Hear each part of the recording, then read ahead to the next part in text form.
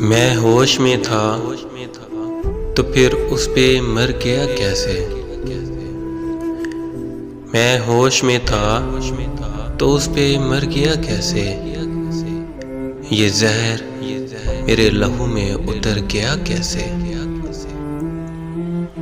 کچھ اس کے دل میں لگاوٹ ضرور تھی ورنہ کچھ اس کے دل میں لگاوٹ ضرور تھی ورنہ وہ میرے ہاتھ دبا کر گزر گیا کیسے؟ ضرور اس کی توجہ کے رہبری ہوگی،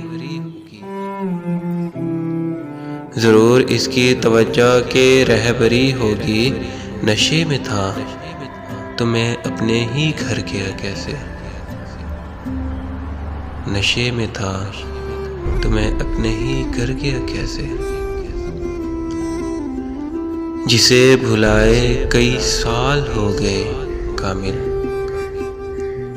جسے بھلائے کئی سال ہو گئے کامل، میں آج اس کی گلی سے گزر گیا کیسے؟ میں آج اس کی گلی سے گزر گیا کیسے؟ میں ہوش میں تھا تو پھر اس پہ مر گیا کیسے؟ یہ زہر میرے لہو میں اتر گیا کیسے؟ اتر گیا کیسے؟